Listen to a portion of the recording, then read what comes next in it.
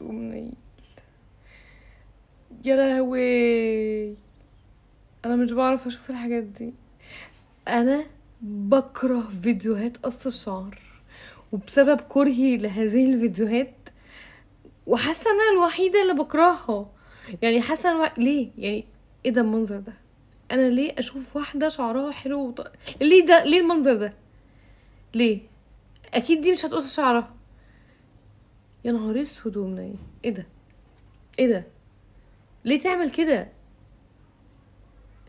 ليه واحده شعرها يبقى طويل كده وتقصه بالمنظر ده؟ ليه؟ بسم الله ما شاء الله، شعرها، بص شعرها حلو ازاي. دي اكيد مش هتقص ان شاء الله، اكيد ان شاء الله، اكيد يتقطع ايده، يتقطع ايده. حسبي الله ونعم الوكيل، حسبي الله ونعم. معرفش الناس دي، انا معرفش هل بيعملوا طبعا ده فيديو عبيط من الفيديوهات العبيطة وعايزين يطلعوا بيها ترند، بس الفيديوهات التانية اكيد مش عشان يطلعوا بيها دي هتقص شعرها، دي هتقص شعرها. قصت شعرها، قصت شعرها، قصت شعرها. خلاص هنلحق ايه بقى؟ هنروح فين؟ قصته اللي كان. والله العظيم ما هتعرفي تعملي بيه حاجه لما تروحي. هتبقي بتغسليه وواقف كده. هو ده اخر شيء. دي الطفله دي ليه ده بص، المقص مش عارف يقص من كتر كثافه الشعر. ليه تقص البنت دي؟ ليه تقص بيبي؟ ليه يبقى شعرها كاريه عامل كده يعني؟ ما ايه بس انتي مش فاهمه اللي بيحصل فيكي. والبنوته دي بصوا شعرها كان تقيل. بصوا، انا عامله الفيديو ده يمكن الاقي حد زيي في الكومنتات بيتضايق من يعني تمام زي القمر والله لما قصت شعرها وكل حاجه، بس وحلو طبعا، انا مش ضد ان الناس يبقى شعرها قصير، بس انا بتوجع قوي من الفيديوهات اللي بتصور قص الشعر بالمنظر ده. يعني بحس ان دي حاجه، يعني لو خلاص مضطرين نعملها صعب نصورها. بصوا، لان انا ببقى عارفه يعني في ناس بتحب شعرها، في ناس ما بتقدرش تستغنى عنه، وفي ناس بالنسبه لها شعرها ده حاجه مهمه قوي، ما يقدروش يشوفوا فيديو زي ده. يعني بصوا البنوته ماشي زي القمر وكل حاجه، بس شعرك كان طويل قوي وكان حلو. يعني ماشي تمام، يعني اتمنى لك الخير. اتمنى تكوني اتبسطتي دلوقتي. يعني ما اعرفش، بس انا شايفاها كانت احلى الاول بصراحه. بص تقوله لا، يعني هي اللي بتقوله لا، ولا لا اقصر اقصر دي كل ده متربي بقاله سنين معاك يا امي. بسم الله ما شاء الله، بصوا الشعر طويل ازاي. لا وراح واكل بالمقص ايه. تخيلوا ان في شعر ما بيرضاش يتقص. قمر، هي قمر بعد ما قصت شعرها، بس مش هتعرف يعني لو هي ما عملتوش كل يوم مش هيبقى بالحلاوه دي. دي بقى انا مش مصدقه الفيديو بتاعها. بصوا قصت شعرها خالص واترمى قدام الكاميرا، وبعدين ما اعرفش بقى ركبوا لها شعر ولا هم اصلا كانوا بيضحكوا علينا وبيعملوا ترند، لان هم ركبوا لها شعر وبعدين لونوه.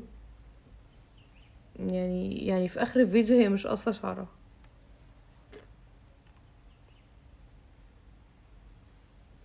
والبنوته دي، يعني البنوته دي البنات اللي شعرهم كيرلي وبيبقى ناشف وكده، حلو ان هو يكون طويل. لما بيبقى قصير لازم تعمله على طول، لكن هو طويل تقدر تسيبه ما تعملوش ويبقى هايش ومنكوش كده او تضفره او ايا كان، لكن هو قصير لازم على طول يتعمل.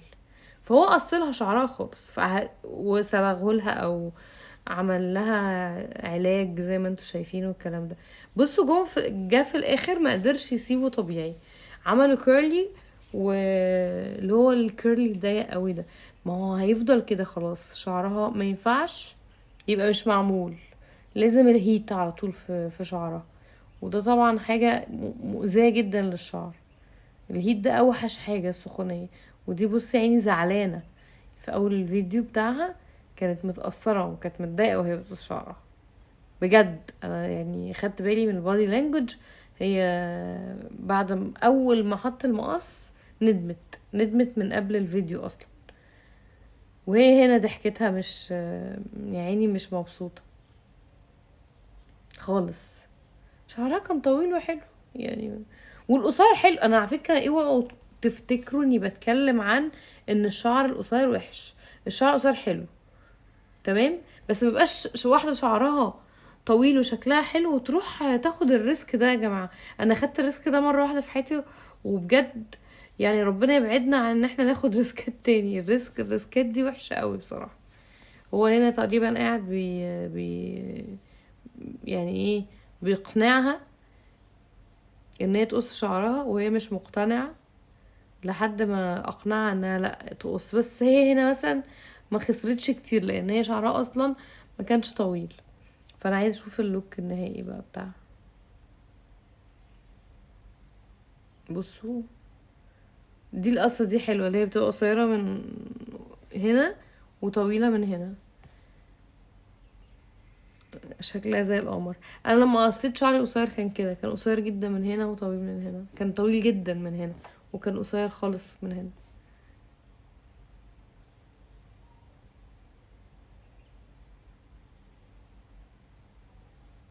عسولة. طب انتي فيكي ايه بقى هتقصيه؟ انا عايزة مستنية الفيديو ده افهم، عشان ما كملتوش ده لاخره.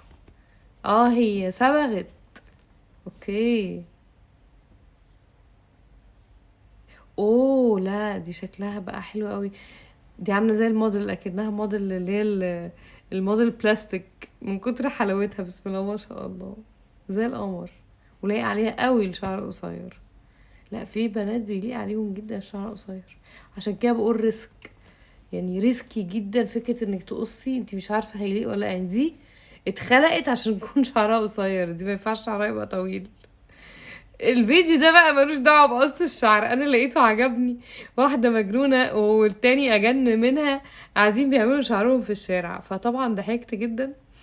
فقلت احطه في قبل الاخر لان لسه فاضل فيديو. قاعدين بيعملوا شعرهم في الشارع، دي ما فيهوش قص ولا صبغه ولا حاجه، بس انا عجبني الفيديو بصراحه، فكره مجنونه. هختم بقى الفيديوهات بفيديو مفاجأة عزيز على قلبي للعسل السكر هيثم دهب. انا بهديله الفيديو ده كله بقى، الفيديو الطويل ده كله بهديهوله. هيثم كورفيري من وانا قد كده ومن هو قد كده. بحب هيثم جدا، شخص مرح وبني ادم ناجح وطيب ومتواضع وخدوم وكل حاجة حلوة فيه. وحشتنا يا هيثم، وربنا يوفقك ويسعدك. عنده فيديوهات برضو على فكرة قص الشعر، بس مش بالقسوة بتاعت الفيديوهات اللي انا حاططها النهاردة. يلا اشوفكم ان شاء الله قريب في فيديو جديد.